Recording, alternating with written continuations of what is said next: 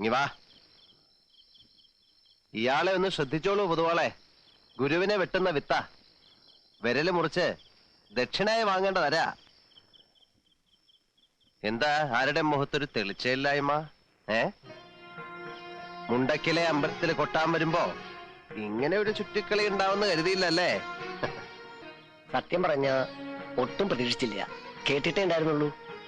ഇങ്ങനെ ഒന്ന് പരിചയപ്പെടാൻ കഴിഞ്ഞത്. കേട്ട കഥകളെല്ലാം വഷളായിരുന്നു അല്ലേ?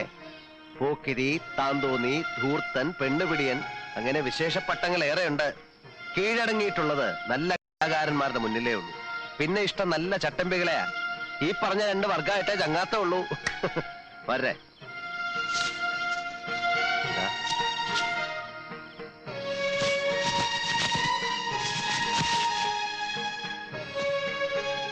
മനപ്രയാസം ഇല്ലാന്ന് കരുതുന്നു. സന്തോഷായി, വലിയ സന്തോഷായി. അപ്പോ ഇന്നിവിടെ കഴിഞ്ഞ് കാലത്തല്ലേ പുറപ്പെടുന്നുള്ളൂ. സേവ ഉണ്ടെങ്കിലാവാം. നല്ല നാടൻ വാറ്റും കരിക്കും നല്ലൊരു ഊണും. അതാ എന്റെ ഒരു രീതി. അലോഹ്യം തോന്നരുത്. പിന്നീടാവാം.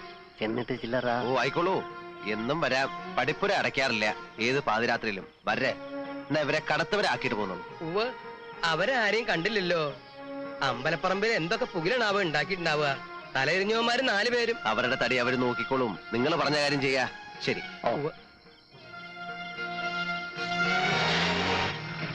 എന്തൊരു അറിവുള്ള മനുഷ്യൻ, എന്ത് ധർമ്മിഷ്ഠൻ.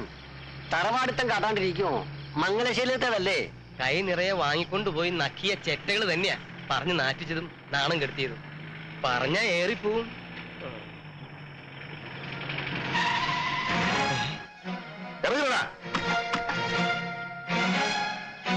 മംഗലശ്ശേരിയിലെ മുറ്റത്ത് കൊട്ടാനാണ് അതൊക്കെ പറത്തുന്നത്.